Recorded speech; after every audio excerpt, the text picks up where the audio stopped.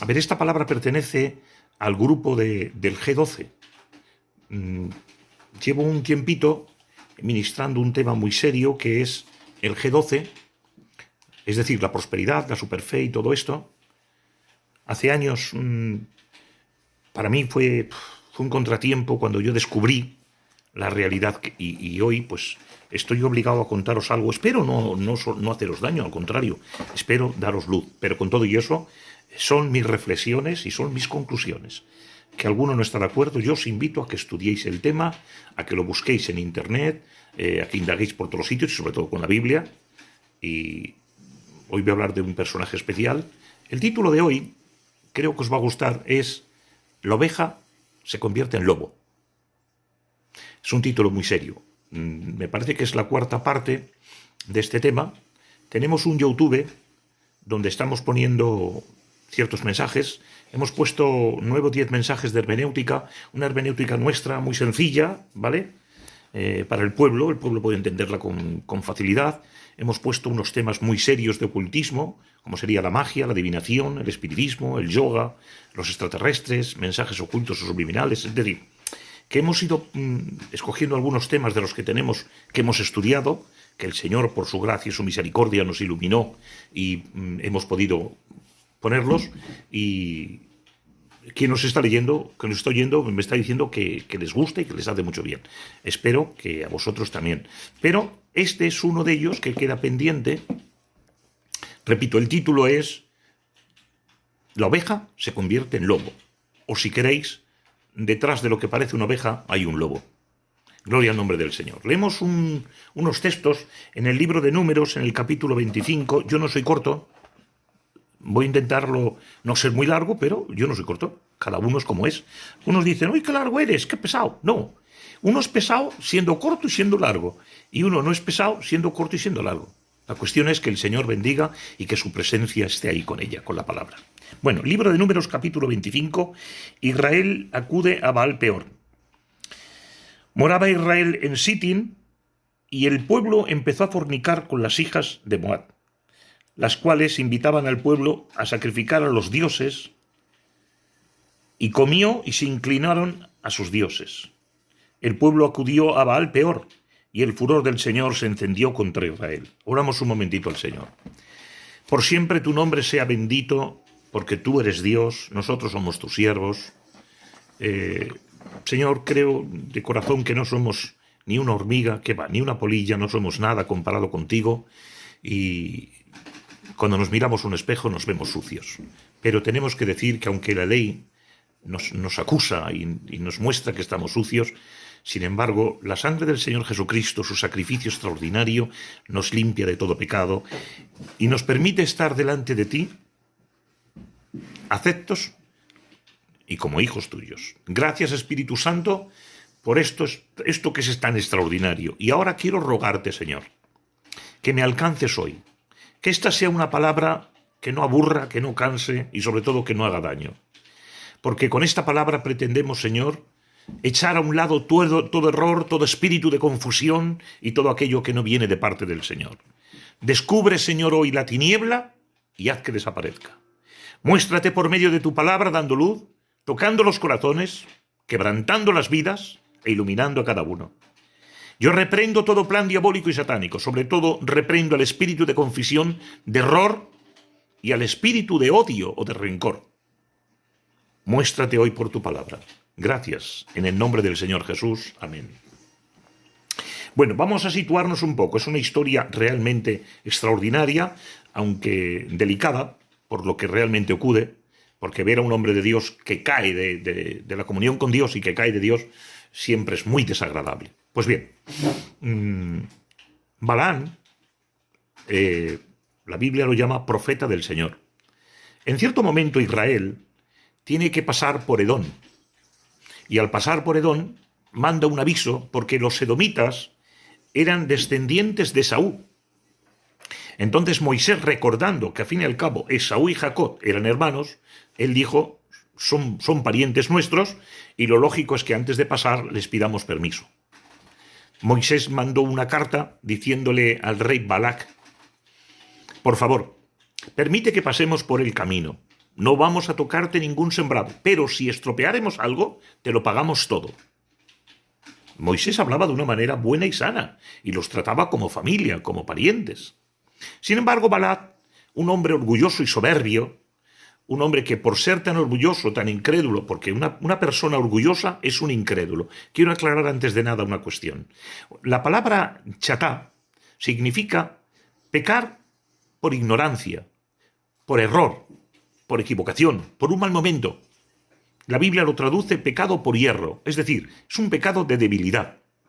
Sin embargo, la palabra ubris o bristeis se traduce pecado de rebeldía, o lo que es lo mismo, orgullo o soberbia, porque sería un orgullo desmedido, y como no, incredulidad, puesto que la incredulidad, la soberbia, la rebeldía y la división están dentro del mismo paquete. Las cuatro son ubris o bristeis. Bueno, ese es un pecado para el Señor que es de condenación, porque la rebeldía no es un pecado de debilidad, es un pecado de postura, porque yo quiero, porque me da la gana. Mirad, cuando entramos en Juan capítulo 3, verso 16, en adelante, la Biblia dice, Dios amó al mundo de tal manera que ha dado a su Hijo. El que cree en Él tiene vida eterna y el que no se condena. Aquí la palabra creer no es saber que Dios existe. No, aquí la palabra creer significa obedecer. Por lo tanto, la traducción más correcta habría sido, de tal manera ha amado Dios al mundo que dio a su Hijo. El que le obedece tiene vida eterna y el que lo rechaza se condena. Y sigue diciendo los textos. Y no es que Dios mandó al mundo a condenar al mundo. No, no, no. Dios mandó a Jesús para salvar al mundo. Pero el mundo no quería venir a Jesús porque amaban las tinieblas más que a la luz.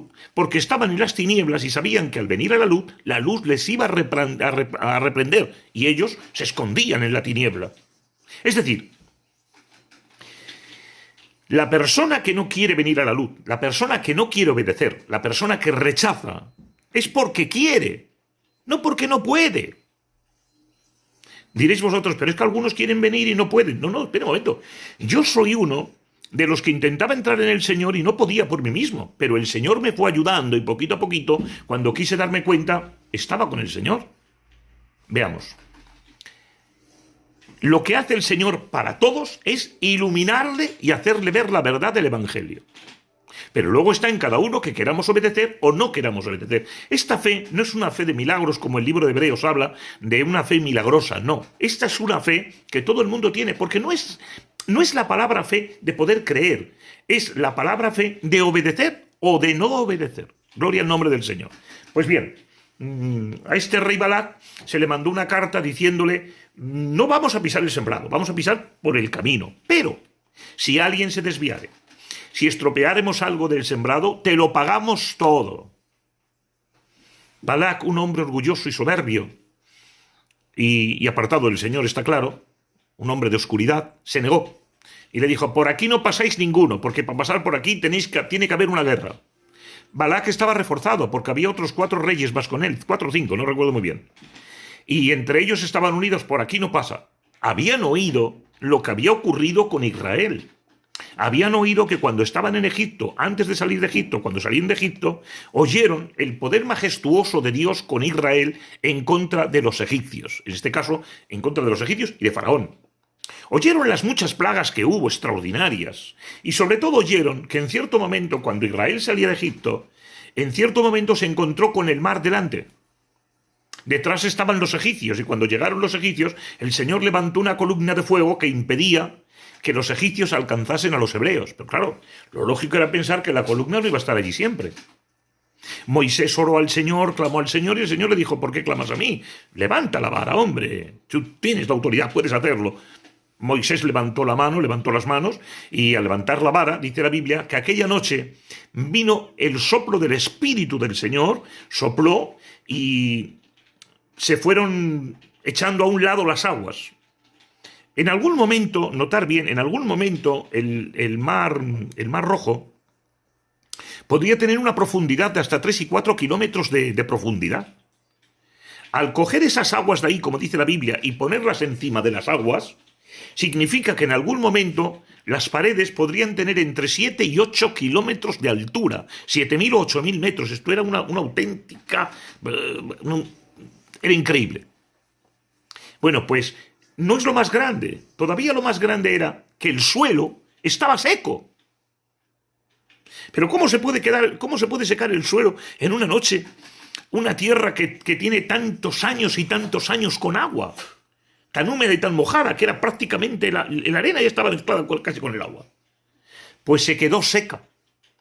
Y pasaron en seco, dice la Biblia, pasaron todos los hebreos en seco, más de 2,5 millones de personas, como mínimo eso. Salieron 600.000 hombres. Si a cada hombre se le da una mujer y 2 niños, que lo estamos haciendo barato, porque los hebreos se multiplicaban con mucha facilidad, si aceptamos eso, lo que estamos diciendo es que salieron 600.000 hombres, 600.000 mujeres y 1.200 millones de niños. Es decir, 2.400.000 personas.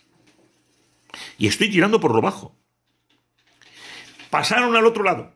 Y cuando vieron pasado, el Señor le dijo a Moisés que había que cambiar las tornas. Claro, cuando hubieron pasado, el Señor quitó la nube de fuego y los carros de Faraón con los caballos y jinetes entraron todos a matar a cada uno de los hebreos, o si no, llevarlos de regreso como esclavos. Pero mientras entraban, dice la Biblia, Dios confundió al caballo y al carro. Y el carro y el caballo quedaron trabados en medio de la arena. Y Dios volvió el agua a su cauce. Cayeron la cantidad de agua que había encima. Cayó y aplastó a todos los egipcios. Además, los mató a todos y los ahogó, porque todos iban con corazas, iban preparados para la guerra. Aquel día, el ejército más poderoso del momento, un ejército temible, un ejército que era el amo del mundo, se vino abajo. Los hebreos no tuvieron que hacer nada, solamente levantar una vara y volver a levantarlo, nada más. Pero es que detrás de eso estaba Dios. Y eso, claro, lo cambió todo. Gloria al nombre del Señor. Bueno, eso y otras tantas cosas lo habían oído los de Edom. Debían de haber estado atemorizados y esperar hacer un pacto con ellos, porque lo que promovió Moisés fue un pacto, una alianza. Pero ellos no quisieron. Su orgullo y su soberbia. ¿Qué va? Tú por aquí no pasas, hombre. Va, tú por aquí no, que no te dejamos y que no, y que no. Y tenían que ir a la guerra. Entonces Balac pensó, junto con otros reyes que tenía, pensaron que la mejor manera de poder pelear contra un ejército tan poderoso, no porque ellos fueran grandes, sino porque Dios estaba con ellos, la mejor manera era que Dios maldijese, o que el profeta maldijese a este pueblo. Llamaron a un hombre que se llamaba Balaán. Se le reconocía como un profeta que lo que bendeciera bendito y lo que maldeciera maldito. No importa lo que cada uno diga y lo que cada uno piense. Vamos a tratar de ser justos con la Biblia, ¿vale? Está muy bien tu razonamiento y el mío, pero el razonamiento no vale cuando la Biblia dice otra cosa. Bueno, pues mira lo que dice la Biblia. Se le consideraba un profeta que lo que bendecía era bendito y lo que maldecía era maldito. Algunos dicen, no era un profeta, era un adivino. Perdona que te diga. El apóstol Pedro llama a Balaán profeta y dice que una bestia veía más que él y le hizo ver que estaba en un camino equivocado. Y lo llama profeta. El profeta Balaán. Gloria al nombre del Señor. Ante eso yo me callo. Era profeta. Gloria al nombre del Señor. Al menos mientras iba con la burra. Hasta ahí era profeta. Y lo que estamos hablando es anterior. Bueno, pues veréis. ¿Por qué digo que lo que bendecía era bendito y lo que maldecía era maldito? Vamos a ser un poco imaginativos, ¿vale? Un día vinieron a Balaán un grupo de personas a venderles unas telas para que se hiciera una ropa.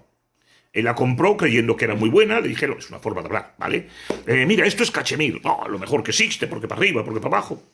Y se la vendieron como cachemir. Era barata. Y él dijo, pues oye, es una oportunidad. Y la compró. Compró una buena tela, pagó un buen precio, pero cuando el sastre empezó a trabajar con ella, dijo, oye, esto no es cachemir. Esto es viscosilla y mala, porque se rompe por todos los sitios. ¿Estaba podrida la tela? No, es que la tela era de mala calidad. Como consecuencia, Balaán se dio cuenta de la estafa que le habían hecho y maldijo a los hombres que le habían engañado y le habían estafado. Meses más tarde, encontraron a los personajes que le habían vendido y realmente estaban bajo una maldición por los duros castigos que habían recibido. Pero al contrario de eso, un día, yendo por el mercado a comprar un poco de fruta, resbaló con una fruta, se cayó para atrás y se dio un golpe feo. Cuando despertó no sabía muy bien dónde estaba, pero una pareja joven lo atendió. Cuidó de él, lo llevaron a casa, estuvieron con él un poquito, y cuando él dio en sí y estaba bien, al ver lo que le habían hecho, bendijo a ese matrimonio. Y sabiendo que no tenían hijos, que se lo dijeron, bendijo al matrimonio para que tuvieran hijos, cosa que al año siguiente tuvieron hijo. Es una forma de hablar para que entendáis. Lo que él maldecía era maldito, lo que bendecía era bendito.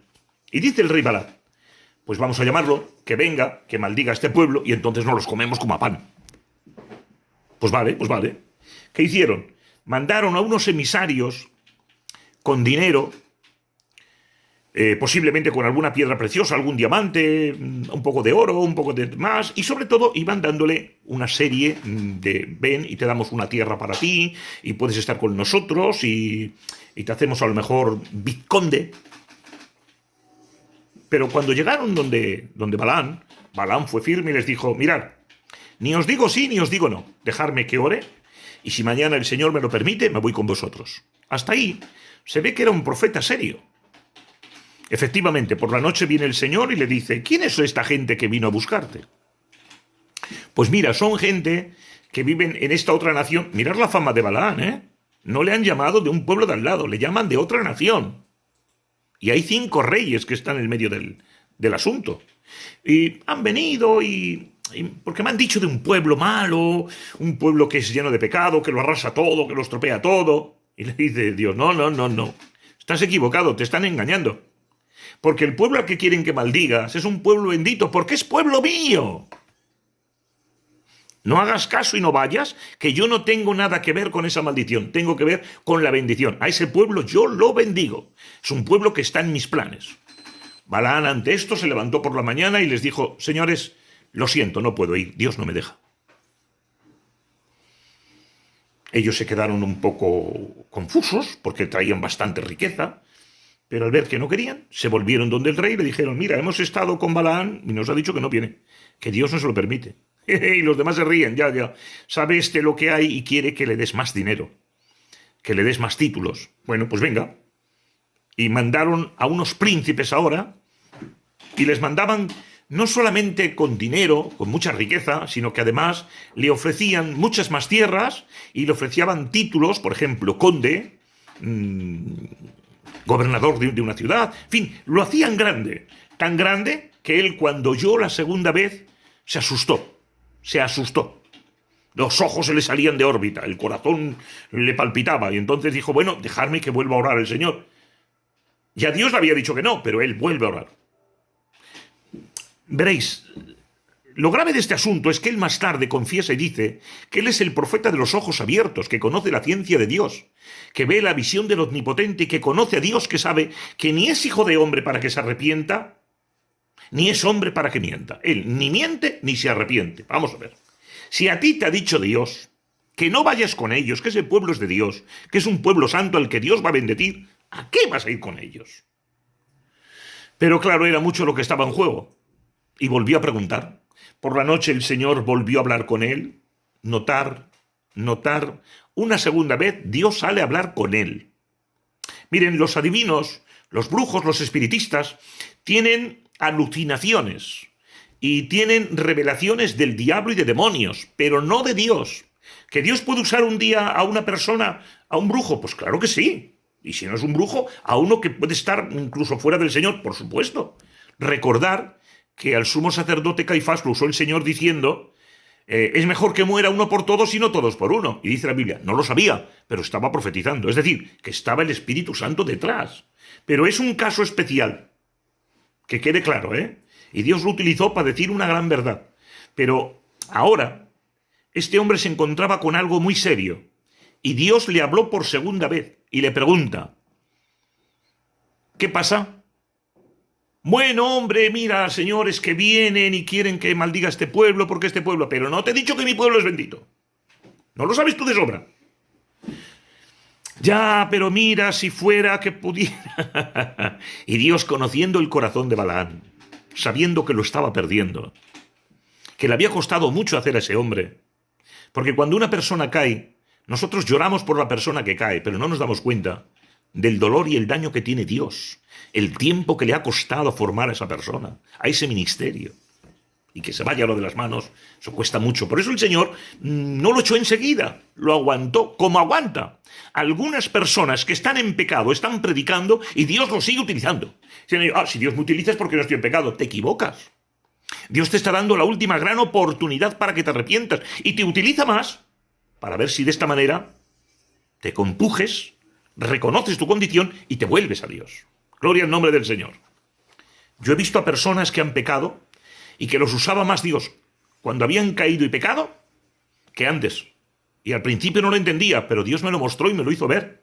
La forma de Dios de tocarles de esa manera era tocarlos y quebrantarlos para que pudieran volverse a Dios, que arrepentidos reconocieran su condición. Bueno, pues le dijo el Señor a Balaam, vete. Es que me ha llamado, vete. Ese vete no es el vete que nosotros decimos, porque en el pueblo de Israel hay una palabra que es de lo que yo quiero hacer, de mi voluntad, y hay otra que es de consentimiento. ¿Quieres hacerlo? Hazlo allá tú. Esa es la intención. ¿Quieres ir? Vete, vete. Sabes que no vas en mi orden, porque yo ya te dije que no, ya me conoces. Sabes que lo que yo digo, ni me arrepiento, ni miento. Y te he dicho a ti que ese pueblo es un pueblo bendito por mí. Eso es un pueblo que es mío. ¿A qué vas entonces? Él se hizo el loco, porque cuando uno quiere una cosa, aun sabiendo lo que Dios pretende, a veces la gente se hace loca.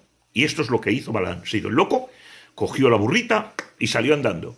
En el camino, el ángel del Señor, es decir, el Verbo de Dios, salió como el ángel de Jehová. La segunda persona de la Trinidad, el que más tarde fue Jesucristo, se personificó en forma de un ángel.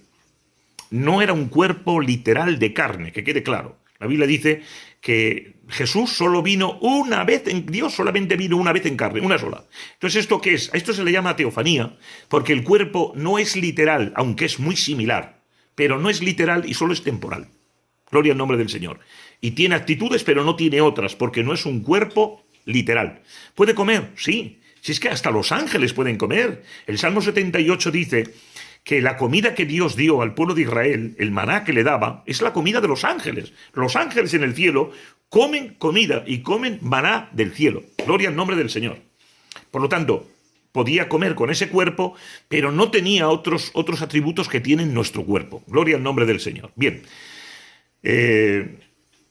Cuando están en el camino, la burrita ve al ángel del Señor con una espada desenvainada y coge miedo. Y se echa a un lado. Y se mete en el sembrado. Y Balaam golpea a la burra para que vuelva al camino. Pero la burra no quiere volver al camino porque está el ángel del Señor. Y la burra se va alejando para el otro lado. Y él sigue golpeándola. La burra dice que no, para el otro lado. Y como el ángel del Señor se va acercando, la burra va más para allá, hasta que llega al lado de una valla o una pared. Y la burra aprieta contra la pared. Y entonces la pierna del profeta está apresada entre la pared y la misma burra que está apretando. Y siente un gran dolor. Y Balaam golpea con todas sus fuerzas y golpea y dice, si tuviera una espada te mataba ahora.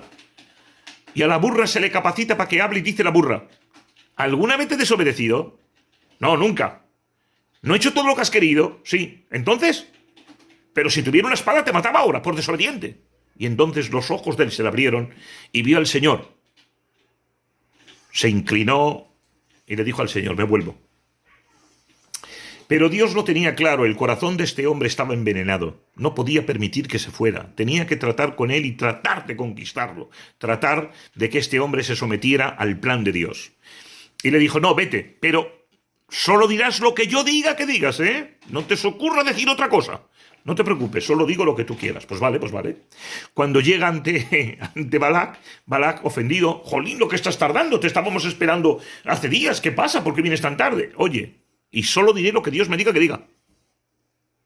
Pero vas a maldecir, lo voy a intentar, pero no te puedo asegurar. Pues si Dios no me deja, no puedo. Bueno, mira, hemos preparado 7 altares allá arriba en los montes para que hagas el sacrificio y de esta manera puedas maldecir al pueblo este. ¿Vale? Llega Balaam, sube arriba. La pretensión suya cuando hace los sacrificios es maldecir. Y abre la boca para maldecir. Pero según abre la boca para maldecir, el Señor toma su lengua y le cambia el comentario. Y lo que él pretende maldiciendo al pueblo, Dios se lo cambia con bendiciones. Él va a decir, maldito sea Israel, pero sin embargo dice, bendito sea Israel, cachorro de león, que el Señor tiene guardado, que Dios no ha encontrado en él ningún pecado ni ninguna iniquidad. Y sigue hablando de él, engrandeciendo lo que Dios va a hacer con él. Las naciones serán sus siervos y estarán debajo de ella, dependiendo de Israel. Cuando ha acabado, dice Balac, pero vamos a ver, hombre, te traigo para que maldigas al pueblo y en lugar de maldecirlo, lo bendices. Pero, hombre, si no quieres maldecirlo, no lo maldigas, pero no lo bendigas. Él dijo, yo te dije que solo diría lo que Dios me permitiera decir. Gloria al nombre del Señor. Bueno, el rey vuelve con la misma y le dice, vamos a hacer otros 7 sacrificios con 7 altares. Bien, adelante. Vuelve a subir para hacerlo, empieza a hacer el sacrificio y vuelve con la misma idea. Va a maldecir. Pero el Señor vuelve a tomar su lengua. Y cuando él va a decir, maldito sea Israel, tiene que decir, bendito sea Israel. Porque es pueblo del Señor. Porque el Señor lo va a cuidar. Porque de él viene el libertador. Empieza a hablar de él y a engrandecerlo y a engrandecerlo.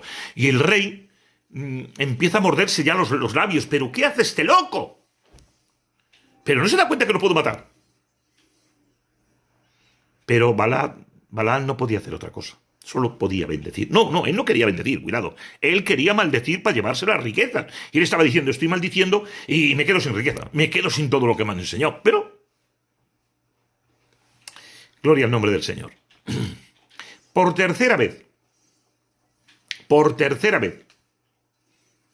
vuelven a hacer sacrificios y le vuelve a decir a Balaam que maldiga al pueblo de Israel. Y él sube arriba y va a tratar de maldecir a Israel. Pero no puede, y tiene que componer una parábola diciendo la grandeza de este pueblo. Lo que el Señor va a hacer con este pueblo, lo extraordinario que es este pueblo, lo grande que es este pueblo para Dios, lo que Dios pretende hacer con el pueblo, sin olvidarse que Dios no ha encontrado ni iniquidad ni pecado. Él no es tonto y él se escucha. Cuando hay un profeta que conoce a Dios y sabe que él habla a veces cosas que no son de él, que es el Espíritu Santo que le toma, nos escuchamos y sabemos lo que decimos. Y a veces nos damos cuenta que es palabra de Dios, no es palabra nuestra. Veamos, una profecía, para que no haya una mala interpretación, una profecía no es que Dios toma tu lengua y te utiliza y él solo es el que habla. No, señores, no. A ver, la profecía está dividida en 2 partes. Lo que Dios te enseña o te muestra y lo que tú tienes que expresar. Pues bien, en algún momento, casos específicos, el Señor toma la lengua y es Él el que te hace hablar, ¿vale?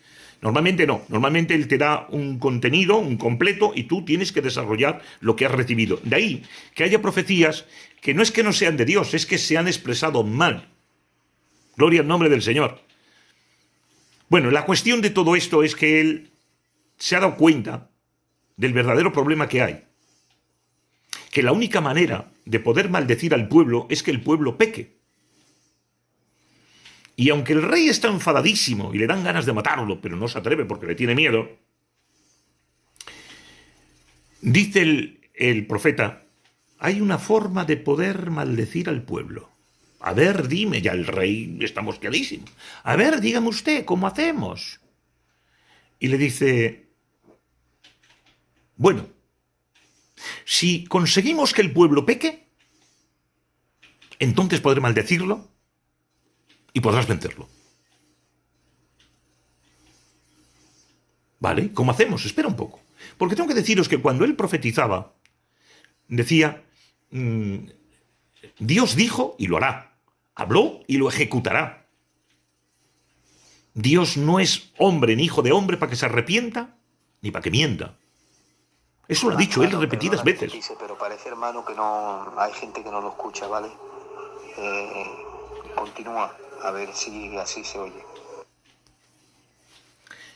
Bendito el nombre del Señor. Bueno, como bien decíamos, este hombre hablaba de cosas extraordinarias de Dios, como que conocía la visión de Dios, que tenía los ojos abiertos, que conocía la ciencia del Señor, que tenía la sabiduría del Señor. Es decir, era un genio, era un profeta súper destacado. Y diréis vosotros, si no era hebreo, ¿cómo va a ser un profeta? ¿Y por qué no? ¿Acaso Job era hebreo?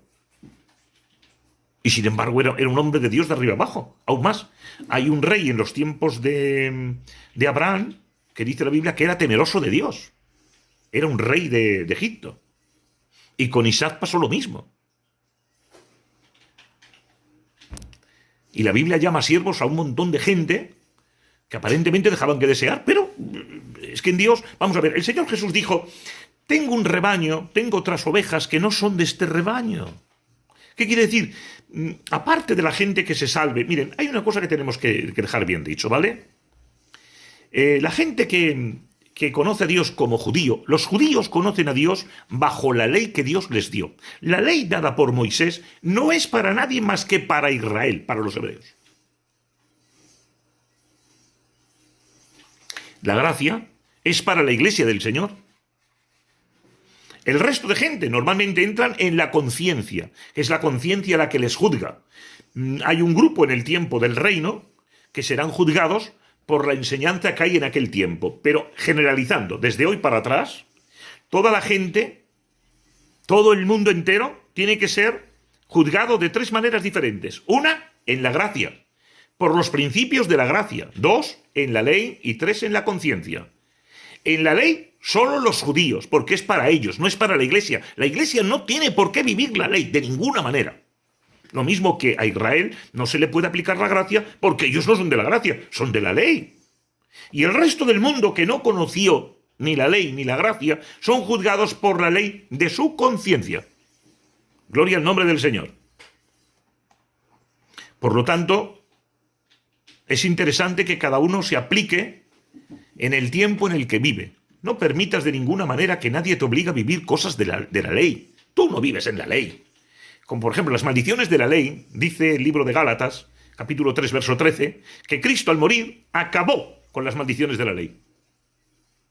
Por lo tanto, el tema del diezmo, yo creo en el diezmo, que quede claro.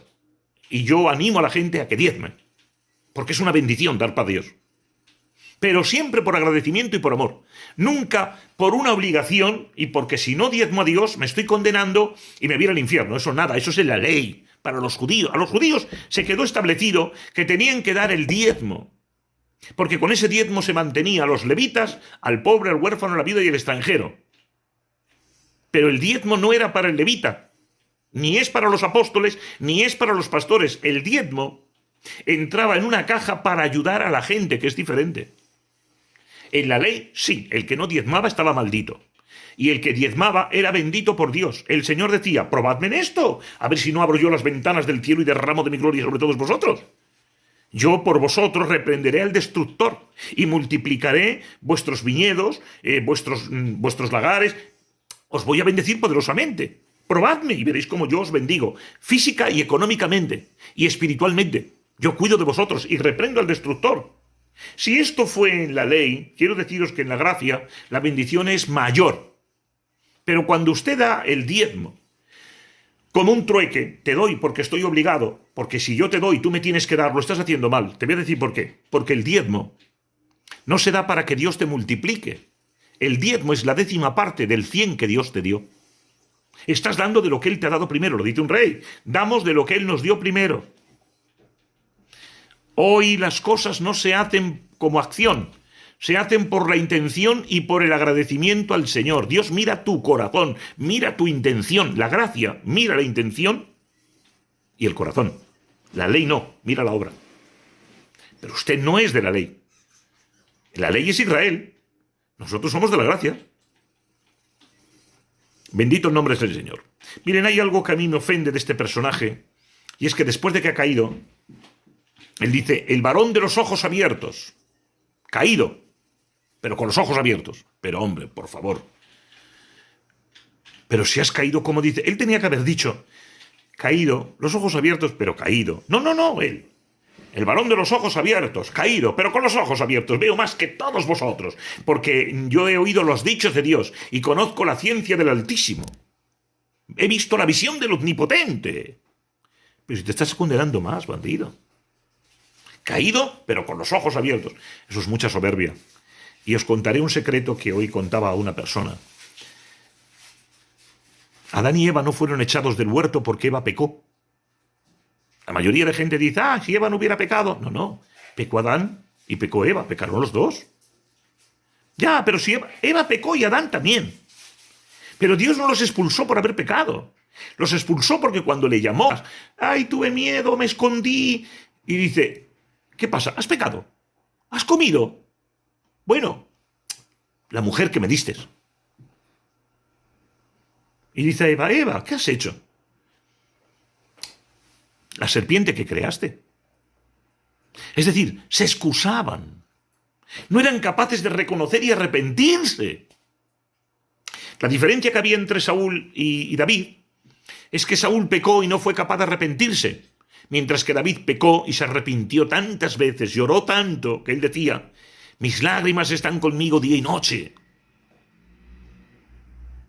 Cuando la Biblia dice que el corazón de David era conforme al corazón de Dios, es porque el corazón de David era capaz de arrepentirse del mal. Y aquí Adán y Eva, porque no se arrepintieron, el Señor hubo de echarlos del huerto de Edén. Bien, nos encontramos con el grave problema, que lo hemos leído antes, capítulo 25, recordarlo, que dice que Balaán aconsejó, que también lo dice en el libro de Apocalipsis, capítulo 2, versos 14 y 15, si no recuerdo mal, dice que Balaán aconsejó al rey Balac y a los otros reyes que metieran mujeres de prostitución dentro de Israel para que les llevaran a la prostitución, y es lo que hemos leído. No solo les llevaron a la prostitución, sino que fueron muy listos y les llevaron también a la idolatría. Tengo que deciros que la mayoría de veces que se oye, por ejemplo, en el capítulo, en el libro de los jueces, Israel volvía a caer, iba tras los ídolos, iba tras los ídolos. Claro, es que ir tras los ídolos no era adorar a los ídolos, era lo que tenía, que se le presentaban una serie de ofrendas y después había una prostitución dentro. Por ejemplo, la señora Jezabel era sacerdotisa, era una prostituta. Y presentaban sacrificios a Baal y después de las ofrendas hacían una orgía entre todos ellos, hombres con mujeres, mujeres con los otros, daba igual. Y la Biblia dice que al meter estas mujeres y ellos prostituirse, el Señor se encendió en ira. Y al encenderse en ira, el Señor le dijo a Moisés que la única forma de que lo pararan es que los principales príncipes de cada uno de los sitios que salieran y que los ahorcaran. Pero en ese momento, un hijo de Eleazar, hijo de Fines, hijo del sumo sacerdote Aarón, cogió una lanza. Y porque había pasado un hebreo delante de Moisés y delante de ellos con una mujer de estas, de Edom, entraron dentro de su tienda de campaña y sabiendo él lo que estaban haciendo, con una lanza los enclavó a los dos y los mató a los dos. Y viendo esto Dios se apaciguó. Y dijo, este ha calmado la ira por su celo. Y luego Moisés pidió que cada uno de los varones sanos mataran a los que habían pecado. Claro, entre los que mataron también mataron a familias. Alguno tuvo que matar a un familiar suyo. Pero esto fue la forma en la que el Señor además consagrara, porque fueron los levitas los que empezaron a hacer eso, y el Señor se proveyó de los levitas para el sacerdocio. Gloria al nombre del Señor. Y el Señor le dijo a Eleazar lo que ya le había dicho a Aarón, pero ahora el Señor continúa con la promesa. Tu descendencia será toda sacerdotes por los que yo voy a ministrar. Qué bonito. Gloria al nombre del Señor. Bueno, a consecuencia de esto, Moisés y todo el pueblo de Israel tuvieron que volver para atrás. Y volviendo para atrás, pasó tiempo, mucho tiempo, murió Moisés, y ha pasado el tiempo y ahora viene Josué al frente, porque ya Moisés está muerto. Y Josué al frente viene con todo Israel y cuando llegan allí, dice él, después de una guerra que tuvo con los 5 reyes, dice, y matamos a los 5 reyes, los enumera. Dice el nombre de cada uno de ellos y dice, y también matamos a Balaán, hijo de Betor, el adivino. ¡Wow! Eso está en el libro de Josué, capítulo 13, verso 24, de qué es. Notar, matamos a Balaán, el adivino. Y ahora, claro, surge la pregunta. ¿Era profeta o era adivino? Vamos a ver. Yo tengo claro que Balaam fue profeta de Dios porque Dios hablaba con él y Dios bendecía lo que él bendecía y maldecía lo que él maldecía. Tengo claro que era profeta porque Dios hablaba con él muy repetidas veces y de una manera muy clara. Tengo claro que era profeta porque el Señor intentó por todos los medios que él no fuera a cometer ese pecado, ya que iba, que se abstuviera de hacer lo que Dios no quería. Pero además lo creo porque el mismo apóstol Pedro lo declara en segunda de Pedro, dice que la bestia aquella, la burra, paró la locura, frenó la locura del profeta. Gloria al nombre del Señor. Pero si vais al libro de Judas, os daréis cuenta que el libro de Judas habla precisamente de los que un día fueron de Dios y luego se apartaron de Dios, se desviaron de Dios. Y dice, entre otras cosas, que de Israel salieron 600.000 hombres sin contar mujeres y niños, y de los 600.000 solo entraron 2, Josué y Caleb. Los demás quedaron por incredulidad, por rebeldía. Sigue diciendo, y los de Sodoma y Gomorra ocurrió lo mismo.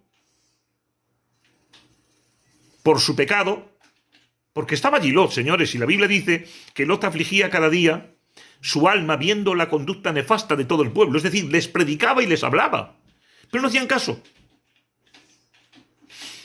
Más tarde dice que los ángeles también, porque no guardaron su dignidad, también pecaron y como consecuencia por su rebeldía, el Señor los arrojó o se convirtieron en demonios. Aún más tarde la Biblia habla de que Caín era del maligno. Al principio no era del maligno, pero se convirtió en del maligno porque además era asesino. Tengo que deciros algo muy grande. El que hoy es de Dios mañana puede hacerse del diablo. Y os voy a decir por qué. Porque el Señor les decía a los fariseos que ellos decían, somos hijos de Abraham. Y el Señor decía, no, Jesús dice, Juan capítulo 8, no sois hijos de Abraham porque si no las obras de Abraham haríais. Sois de vuestro padre el diablo porque las obras de él hacéis. Uno no es lo que dice, uno es lo que hace. Gloria al nombre del Señor. El que hoy es de Dios, mañana puede ser del diablo. O el que ayer fue de Dios, hoy puede ser del diablo. De la misma manera que ha habido brujos que eran del diablo y luego se han convertido a Dios. De la misma manera, el que es de Dios se puede ir al infierno. ¿Por qué? Porque tienes voluntad propia y eso no te se anula nunca. Bendita la gracia del Señor. Mientras estés en el cuerpo y tienes prueba, tienes voluntad propia, raciocinio, sentimiento, puedes hacer lo que tú quieras. Se te aconseja, pero tú haces lo que quieras. Gloria el nombre del Señor. Existe también otro grupo que la Biblia en el libro de Judas que dice que era Coré y su grupo, que se rebelaron, no estaban conformes con lo que Dios les dio y querían más. Es muy peligroso querer lo que Dios no te ha dado. Es muy peligroso que no te conformes con lo que Dios te dio. Disfruta con lo que Dios te dio porque estás capacitado para eso y no para más. Si quieres hacer algo que Dios no te encomienda, no tendrás capacidad para hacerlo. Y al final será un aguijón terrible y lo pasarás bien mal. Yo he visto a personas que los hicieron predicadores y no tenían llamado. Viven amargados. Entran tarde a las reuniones y a los cultos para que no se le invite ni tan siquiera a empezar. Ellos dicen que no encuentran palabra ni encuentran nada. ¿Por qué? Porque no tienen llamado. Y viven amargados. Tú no quieras lo que Dios no te dio. Si Dios te manda y no vas, se llama pecado de traición. Pero si Dios no te manda y vas tú, se llama pecado de presunción, de orgullo, de soberbia. Lo que estábamos diciendo, de rebeldía, de incredulidad. Bendita la gracia del Señor. Ya es malo que no vayas si el Señor te llama, pero si no vas tú, Dios llamará a otro.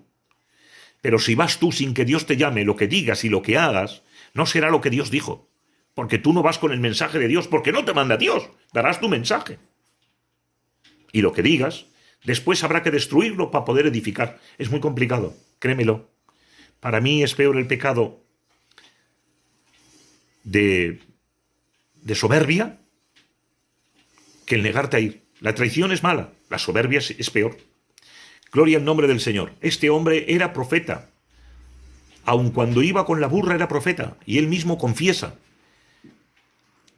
que ha profetizado muchas veces, dice que era el varón de los ojos abiertos, conocía la ciencia de Dios, la visión de Dios, la omnipotencia de Dios, lo que bendeciera bendito, lo que maldeciera maldito.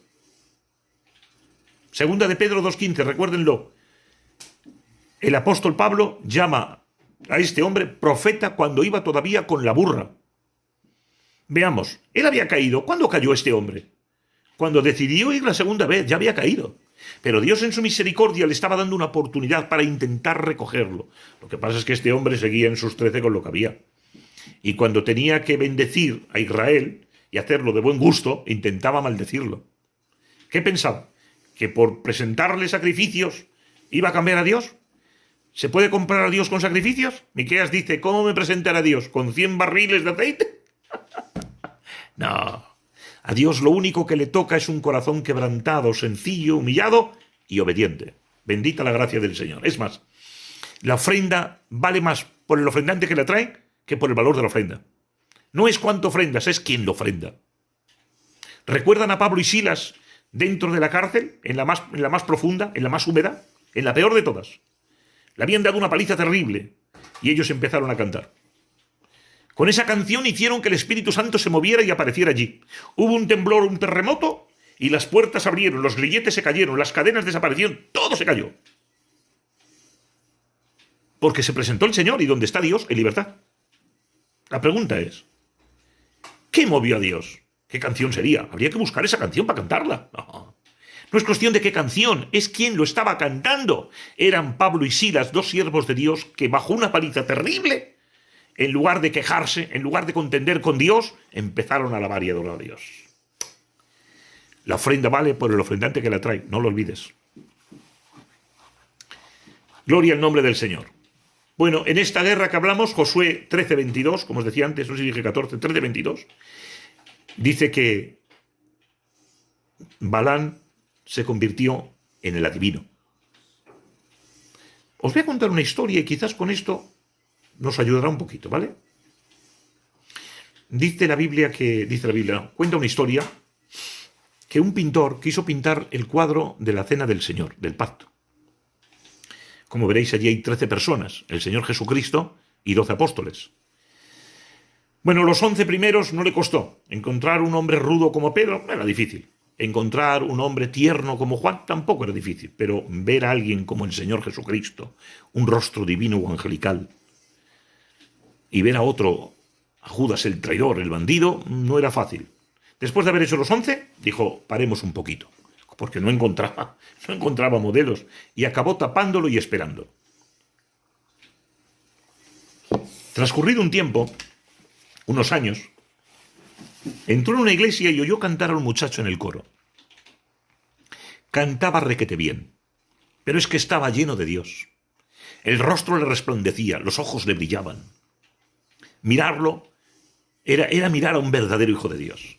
Y él se entusiasmó y dijo, pero si este es el Cristo que yo estoy buscando, este es el que yo necesito para que haga de Jesús. No hablemos más. Habló con él. Mire, necesito que venga y que me permita, por favor, pintarlo del Señor Jesús. Quiero que me haga de modelo de Jesús porque estoy haciendo el cuadro de la Cena del Señor. El muchacho dijo, encantado. Y se fue con él. El hombre le decía, bueno, yo te daré un dinero, te pagaré. No me pagues nada. Hacer de Jesús es lo más grande que me puedes pedir. Para mí es un honor increíble. Y lo pintó, precioso. Lo volvió a tapar y dijo, ya encontraré a Judas. Transcurrió el tiempo, años. Cuando pensaba que ya no iba a encontrar a nadie, un día andando, vio en el suelo a otro hombre. Estaba tirado. Olía mal. Tenía una mala presencia. Pero te quedabas mirando en la cara y daba miedo. Y dijo él, este es el Judas que yo necesitaba y estaba buscando, el traidor. Oiga, mire, yo soy un pintor, si usted quisiera venir y posar para mí, yo le pago tal y que cual. Acordaron un dinero, quedaron en un sitio, y al día siguiente el hombre se presentó y le dijo, venga usted como está, por favor, no cambie de ropa, no haga nada, venga como está. Y lo estuvo pintando un rato. Cuando estaba finalizando, al final ya, le dijo, paremos un momentito, porque alguien llamó, salió el pintor a hablar con él, y cuando volvió, encontró que el que estaba posando de Judas estaba mirando el cuadro y se había dado cuenta que le estaban pintando de Judas, y estaba llorando, encanado de lloros. Y el hombre le preguntó, ¿está usted enfermo? Pues sí. ¿Qué le pasa? Mire, estoy enfermo del alma. ¿Por qué? Porque me está usted pintando de Judas, del traidor. Bueno, hombre, pero es un cuadro. No tiene que darle más importancia. Y el hombre le dijo, todavía no lo entiende. Hace 5 años usted entró en una iglesia. Sí. Había un jovencito allí. Sí, cantaba muy bien. Sí, me acuerdo. Lo pinté de Jesús. Exacto. Hoy, 5 años más tarde, me está pintando usted de Judas. 5 años antes me pintó de Jesús y ahora me pinta usted de Judas. Qué pena. Que el que ayer era temeroso de Dios, vivía para Dios, servía a Dios, se cuidaba de todo, hoy es un descuidado abandonado que no le importa pecar 1 y 30 veces. Lo consiente todo y lo permite todo.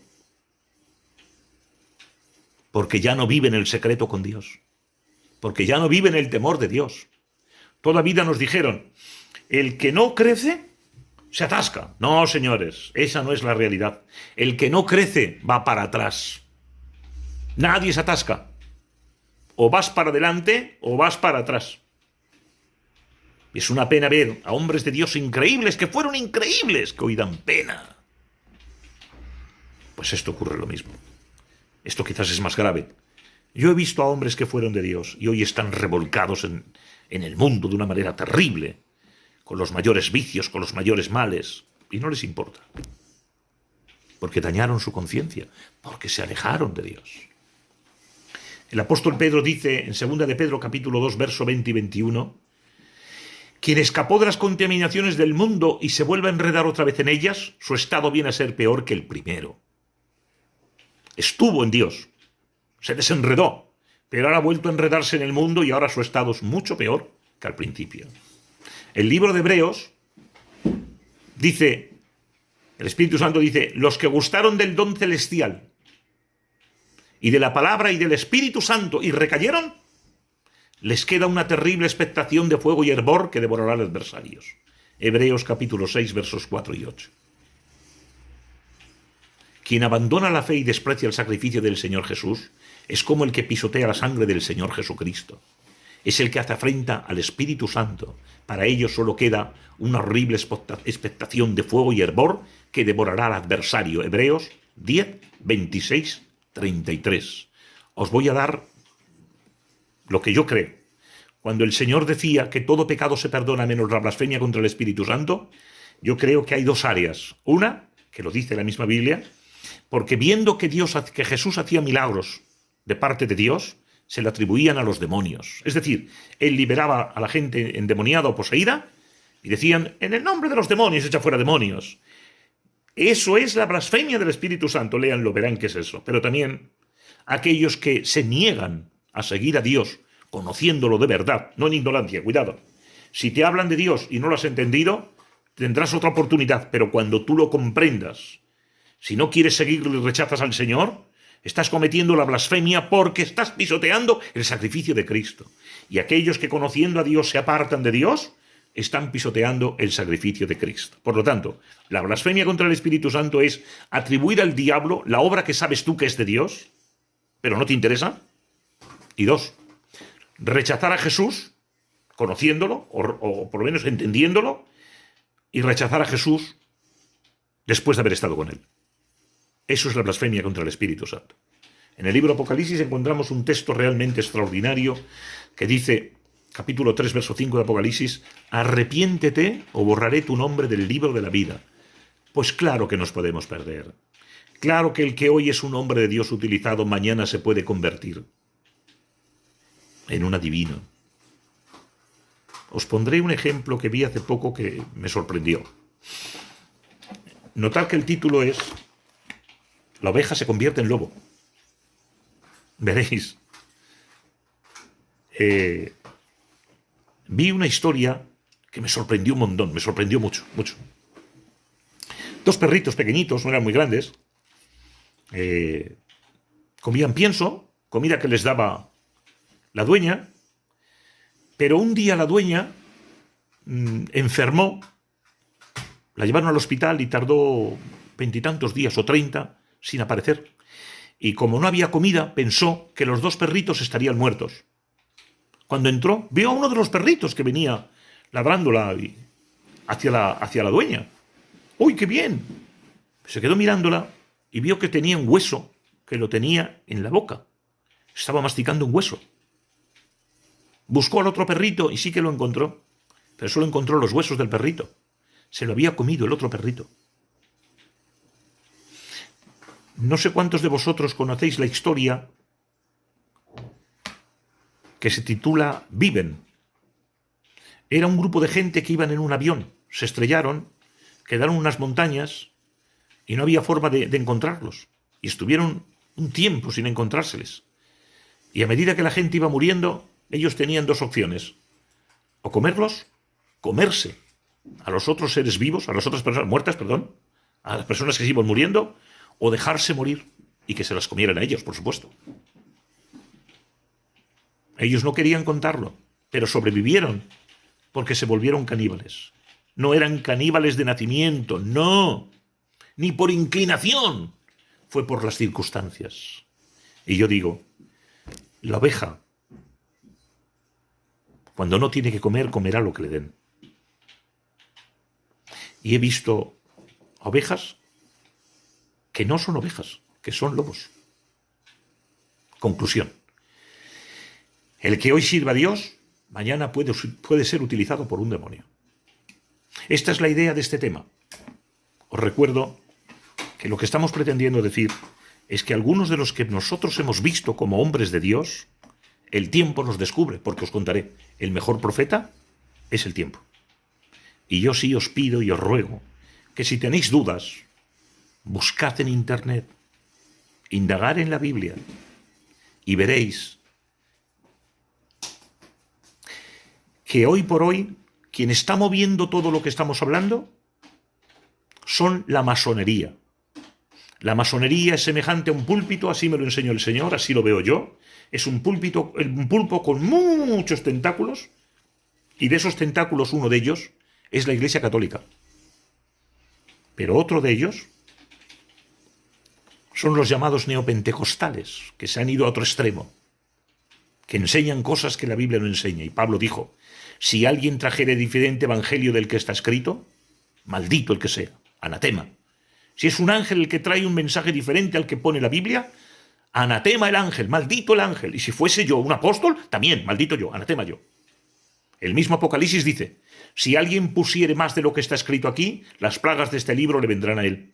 Y si quitare algo de lo que está puesto en estos libros, el Señor lo borrará del libro de la vida. Vamos a hacer una oración, por favor.